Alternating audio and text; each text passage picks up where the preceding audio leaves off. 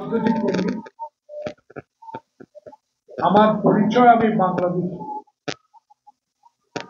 আমার আরেকটি পরিচয় আমি বাংলাদেশের সবচেয়ে জনপ্রিয় নেতা,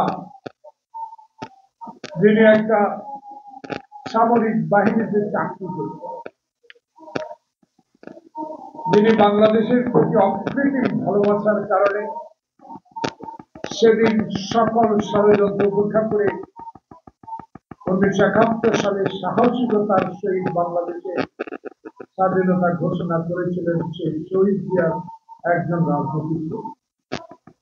বাংলাদেশের রাজনৈতিক সংকটের কারণে সেদিন তার জনপ্রিয়তার কারণে লোকে বলে, জনগণ বলে, বিশ্লেষকেরা বলে, গুণীজনেরা বলে, শেখ হাসিনা ভারত থেকে আসার পর থেকে মহৎ নেতা জীবন, তারই দলের কর্মী আমি। তা আমার কথা স্পষ্ট, আমার বলা স্পষ্ট, আমার দলের কথাও স্পষ্ট। যেহেতু আমার দল বিশ্বাস করে বহুদলীয় গণতন্ত্র, আমার নেতা শহীদ জিয়া বিশ্বাস করে বহুদলীয় গণতন্ত্র।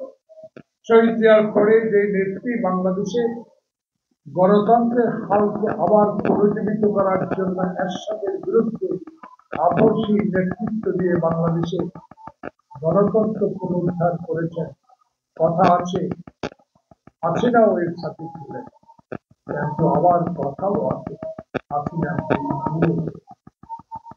কিন্তু আমার নেত্রী এক চুলো কারোর সাথে আপোষ করেন, গণতন্ত্রের জন্য, মানুষের জন্য সংগ্রাম করে বাংলাদেশের আদর্শী নেতৃত্ব পদে এখন এই বয়সে, এই দুঃসময় এখনো, গতকালকেও আমি অলিহাদের মুখে আমার নেতা যেটা শুনেছি, এখনো স্পষ্ট বাক্য, স্পষ্ট কথা, বাংলাদেশে গণতন্ত্র কামী লোকদের সাথে থাকতে হবে, ষড়যন্ত্রকারীদের বিরুদ্ধে সংগ্রাম করতে হবে।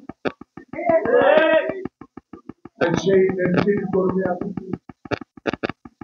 দেখেন, এই নেত্রীটাকে সে গুলশান অফিসে দু একটা কথা বলতে চায়।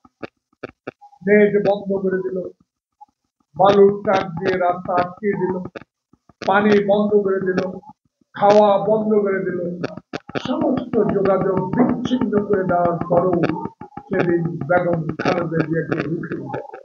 কারণ আল্লাহ এবং রসুল এবং বাংলাদেশের জনগণ বেগম খালেদা জিয়ার রাজনীতি জানে, বেগম খালেদা জিয়ার জনগণের প্রতি ভালোবাসা, আস্থা, তার সরকারে থাকাকালীন জনসেবা, সকল কিছু মানুষের মনে থাকার কারণে সেদিন আল্লাহ পাক এবং জনগণের দোয়ায় সেই শেখ হাসিনার সকল অত্যাচার থেকে রেহাই দিয়েছে। কিন্তু শেষ রেহাই শেখ হাসিনা তাকে দেন না।